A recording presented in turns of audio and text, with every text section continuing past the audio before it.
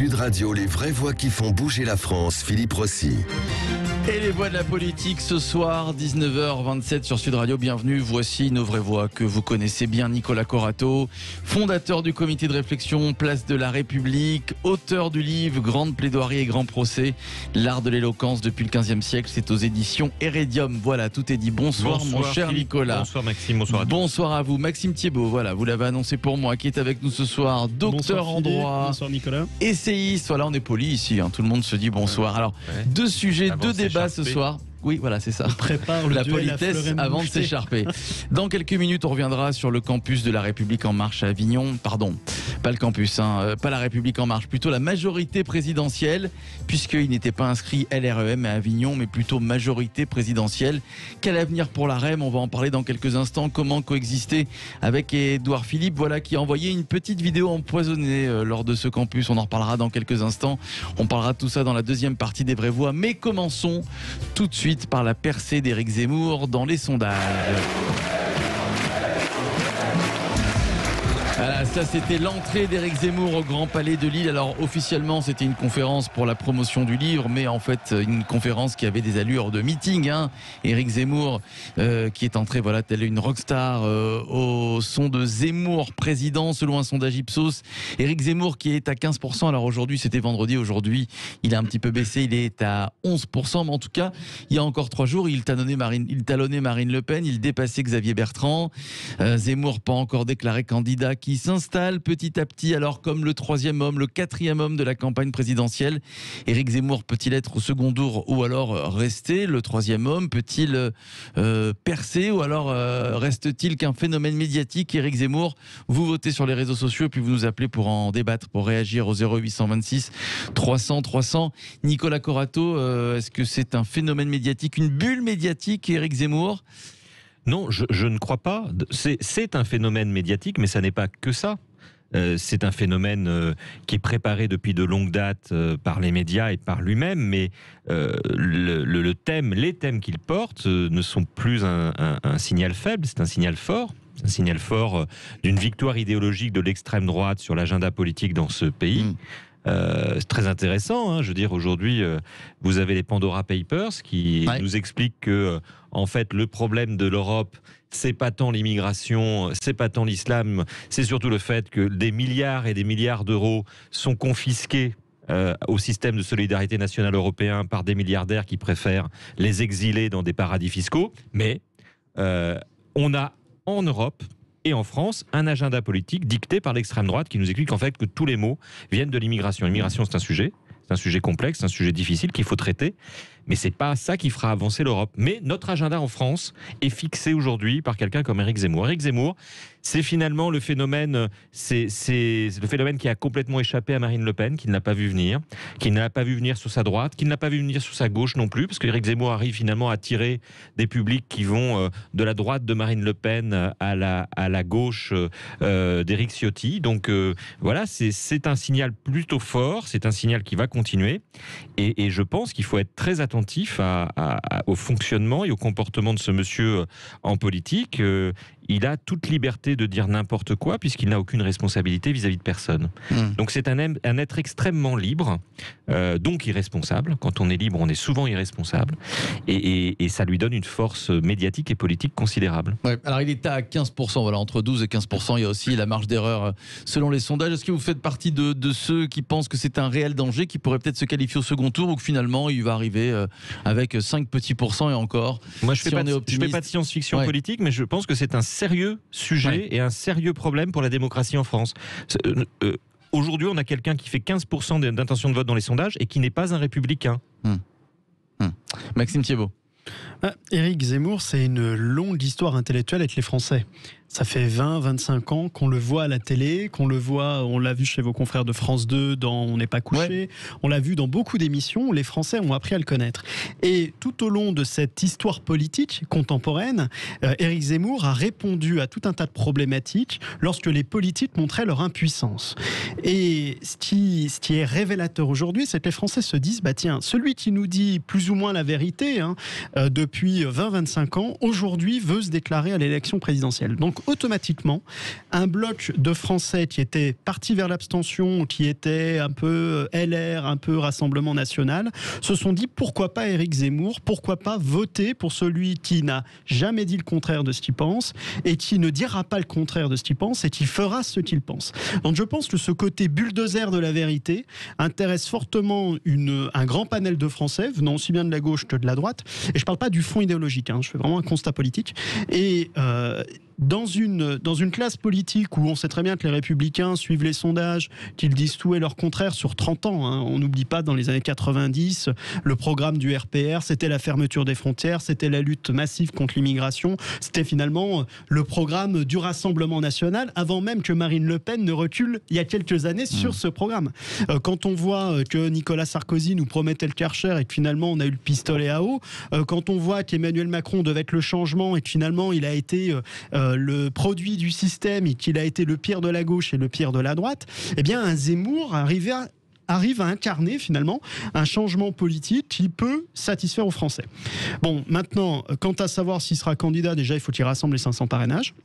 C'était quand même pas une chose facile à faire parce que je ne sais pas s'il a l'outillage derrière pour aller chercher ses parrainages. Et en même temps, s'il y a un candidat qui fait entre 10 et 15% à l'élection présidentielle n'a pas de parrainage, c'est qu'il y a un problème de notre scrutin pour l'élection présidentielle. Et il faudra voir quels seront ces rassemblements de personnes qui décideront de soutenir le candidat Zemmour une fois déclaré.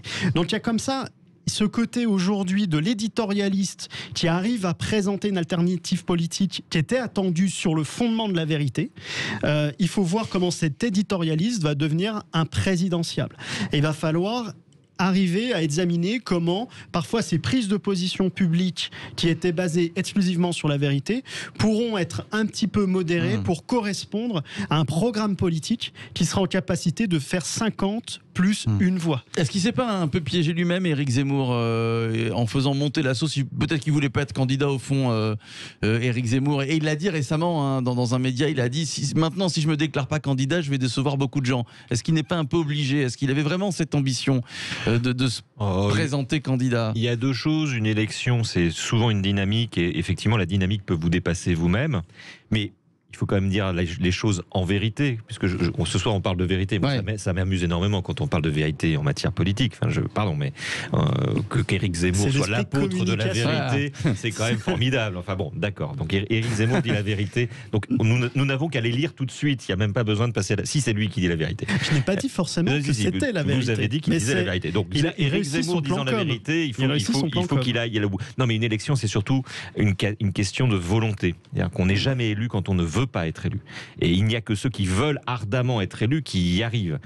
Quand on va à une élection à rebours, à reculons, on n'y arrive pas. Donc je pense qu'Éric Zemmour a très très envie de ça.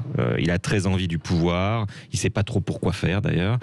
Parce que moi je note une seule chose, c'est que Éric Zemmour pour moi n'est pas un apôtre de la vérité, c'est un grand menteur et un manipulateur. Mais ça fait 20 ans qu'il manipule et qu'il ment sur des chiffres, sur des faits, sur des études, sur l'histoire de France, ne serait-ce que sur l'histoire de France, même y compris sur ses propres histoires judiciaires. Éric Zemmour n'est ni un républicain, ni un apôtre de la vérité, mais je pense surtout que c'est quelqu'un qui est incapable de passer à l'action. Et la politique, c'est d'abord de l'action. C'est pas uniquement faire un constat, c'est faire des choix, c'est arbitrer, c'est nous dire, par exemple, comment est-ce qu'il va faire, puisque le problème c'est l'immigration, pour remigrer les centaines de milliers de Français d'origine maghrébine. Moi j'aimerais bien qu'ils nous disent comment on fait.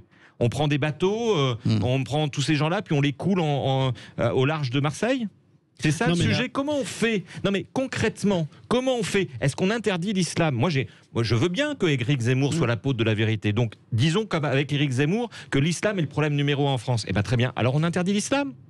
Mais posons le débat. Mais Nicolas... Si c'est ça qu'il souhaite. Maxime. Donc je vous dis, ce monsieur vous savez, enfin, on a beaucoup parlé de Bernard Tapie ce week-end et de sa capacité à vendre un peu n'importe quel objet à n'importe qui. Éric Zemmour, c'est un peu le Bernard Tapie des intellectuels d'extrême droite. Nicolas, moi il ne veut pas interdire l'islam, Éric Zemmour. Ah bon bah non. Mais j'ai cru comprendre que l'islam n'était pas compatible avec la République française. C'est ce qu'il dit. Oui, un certain islam. Alors si l'islam n'est pas compatible, si l'islam n'est pas compatible, il faut l'interdire. Faut être logique, faut être cohérent, faut aller jusqu'au bout. Il considère que l'islam est une civilisation et que par vocation de civilisation, elle veut détruire la nôtre. Donc, s'il y a danger, il faut l'interdire, cette civilisation.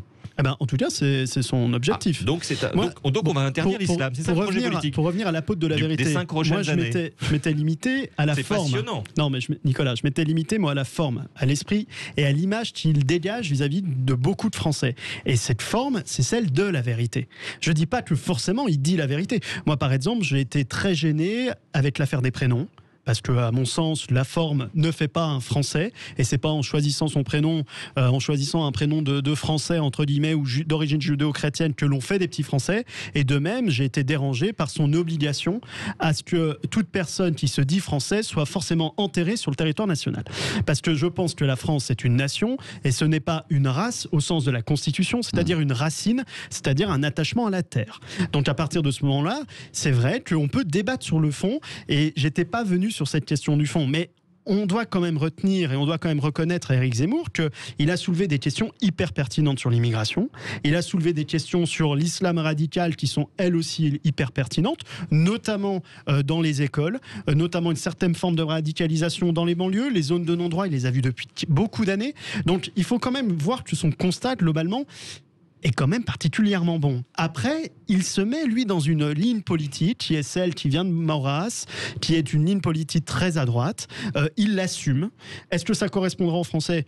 Je ne sais pas, mais en tout cas, il s'est inscrit dans une vieille lignée politique française et il défend ces convictions-là. On peut au moins lui reconnaître d'avoir le courage d'avoir des convictions et de les défendre. Là où, par exemple, un Michel Barnier a été fédéraliste européen pendant des années, puis là revient sur des thèmes beaucoup plus souverainistes, ou une Pécresse qui rêvait d'être Premier ministre de Emmanuel Macron aujourd'hui est sa principale opposante, de même que Xavier Bertrand. Je pense que la droite a été orpheline de personnes de conviction et qu'Éric Zemmour est en train de remplir ce pari-là.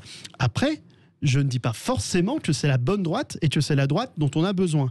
Moi, je suis convaincu que si on arrivait à faire un mélange entre le constat honnête et intelligent d'un Éric Zemmour sur des questions de civilisation et des questions d'islam et rajouter les idées économiques d'un Montebourg, on aurait un beau candidat à l'élection présidentielle. Pour l'heure, je ne le vois pas. Allez, 0826 300 300, est-ce qu'Éric Zemmour est un phénomène médiatique? Est-ce qu'il dit des vérités, tiens, Éric Zemmour, puisqu'on a beaucoup parlé de vérité ces dernières minutes? Philippe, qui nous appelle de Libourne, est avec nous, 0826 300 300. Bonsoir Philippe. Bonsoir, donc bonsoir aux invités. Bonsoir à vous, Nicolas Corato, Maxime Thiebaud. Il dit des vérités, Éric Zemmour, Philippe? Il dit des vérités, en tout cas, il dit pas des mensonges comme Monsieur Corato. Monsieur Corato qui nous dit que Monsieur Zemmour n'est pas un républicain. Si vous voulez, heureusement que, en fait, c'est bien, il faut qu'il continue, Monsieur Corato, parce qu'en fait, les gens qui sont indécis, à chaque fois qu'ils entendent ça, ils basculent du côté de Zemmour. Parce que, franchement, entendre ça de la part de la gauche progressiste, islamo-gauchiste, en fait, ça les pousse chez Zemmour. Donc, continuez, Monsieur Corato, à dire que Monsieur Zemmour n'est pas un républicain. Je continuerai. Alors que depuis 40 ans, il est au chevet des politiques et qu'il écrit au Figaro, c'est vraiment risible. Bon, alors ensuite, pour le phénomène, moi je pense que c'est un phénomène, mais je pense que le phénomène, il est loin d'être terminé. Je pense que d'ici 1 ou 2 semaines, les courbes vont se croiser et que à ce moment-là, on va rigoler parce que je pense que en tant que moi j'ai été électeur du RN il y a un moment et je connais bien le RN. Je pense que quand les courbes vont se croiser, les cadres du RN vont notamment les présidents de fédération, ils vont aller se réfugier chez Zemmour. Du côté des LR, à mon avis, ça va être la même chose parce que il y en a ras-le-bol aussi du côté des LR. À mon avis, il n'aura même pas besoin de créer un parti dans un premier temps parce que il va avoir 2 partis. Et ensuite, vous avez voté RN en 2017, Philippe? Ouais, j'ai voté RN. Qu'est-ce qui vous a déçu au Rassemblement National, puisque vous allez voter pour Éric Zemmour, on l'a compris. Clairement, si jamais il est candidat. Oui, je suis jamais candidat, bien sûr. Alors, clairement, moi, depuis que je vote, je n'ai jamais eu honte de voter pour un candidat pour lequel je vois en débat. Et Marine Le Pen, franchement, elle m'a foutu la honte pour un débat Macron-Le Pen. Donc, quand j'ai honte, en général, je revote plus pour la personne. D'accord? Donc ça, ensuite, je trouve que Marine Le Pen n'est pas à la hauteur. Elle n'est pas à la hauteur sur tous les sujets. Ensuite, moi, la personnalité d'Éric Zemmour, justement, je sais que lui, il va faire le taf. Quand il va falloir le faire, il le fera. Je sais que c'est quelqu'un qui n'a qui a tout à perdre, en fait. Il est venu prendre des coups et il vient, j'ai l'impression, pour faire juste le boulot, quoi. En fait, il vient sauver la France. Il vient sauver la France. Clairement, il est pas là. Il a rien à gagner dans cette histoire. Il nous reste deux petites minutes. Je donne la parole quand même à Nicolas Corato, que vous avez un petit peu chargé il y a 2-3 minutes. Il n'y a pas de problème. Moi, je suis pour la liberté d'expression. Vous êtes islamo-gauchiste, Nicolas Corato. J'assume tout ça. Vous n'avez pas. J'ai une question. Est-ce que vous avez honte quand Éric Zemmour explique que le maréchal Pétain a protégé les Juifs de France? Puisque vous parliez de honte par rapport à Marine Le Pen. J'ai pas honte parce que c'est pas la vraie phrase. Vous parliez de vérité. Il a pas dit que le maréchal Pétain avait protégé les Juifs de France. Il a dit que le maréchal Pétain avait protégé des Juifs de France. D'accord. Et ça, vous n'avez pas honte quand même. D'accord. Vous savez que la langue française c'est très important. Oui, vous avez raison de me reprendre. Vous avez raison. Mais ma question reste entière. Est-ce que vous avez honte ou pas quand Éric Zemmour dit cette phrase que vous avez corrigée? La réponse de Philippe. Allez, Philippe. Monsieur Corato, c'est un fait historique. Comment vous voulez avoir honte d'un fait historique? Très bien. Le maréchal Pétain, avec la ligne de démarcation... Attention, il y a beaucoup d'historiens qui disent le contraire, Philippe. Bon. La démarcation, elle a bien existé. Et du côté où la France gérait la zone... il y a eu beaucoup moins d'arrestations que de l'autre côté. Merci. C'est mathématique. Merci Philippe. Merci à vous. On va s'arrêter un court instant. On reste avec Maxime Thiebaut, Nicolas Corato. On va revenir dans quelques minutes et on va revenir sur le campus de La République En Marche. C'était Avignon. Les cadres gonflés à bloc, mais qui appellent quand même à la prudence. Quel avenir pour la REM? On en parle et on en débat dans un instant avec Nicolas Corato, Maxime Thiebaut, qui ne bouge pas. Et vous aussi, j'espère. À tout de suite. Et les voix de la politique ce soir avec Nicolas Corato, fondateur du comité de réflexion Place de la République, avec Maxime Thiebaut, docteur en droit, essayiste, et le campus de La République En Marche. Voilà, c'était ce week-end à Avignon. Deux choses à retenir. Alors la première, c'est que c'est peut-être la fin de La République En Marche, puisque le sigle n'était pas inscrit dans le campus majorité présidentielle. Voilà ce qu'on pouvait lire. Et puis deuxièmement, et on va revenir dans quelques minutes, c'est cette vidéo qu'a adressée Édouard Philippe aux marcheurs, alors dans laquelle il a redit évidemment son soutien à Emmanuel Macron, mais qui a aussi invité ces marcheurs à venir au Havre pour la création de son parti. Tout d'abord sur La République En Marche, rebaptisé pour le moment majorité présidentielle. C'est un caillou dans la chaussure d'Emmanuel Macron, le sigle LREM, Maxime Thiebaut. C'est quand même difficile d'appeler son parti La République En Marche quand on a fait reculer la France et les libertés fondamentales depuis près de 5 ans. On n'a jamais vu un président de la République dire tout et son contraire, notamment sur les libertés d'aller et venir. Je parle notamment de la crise Covid.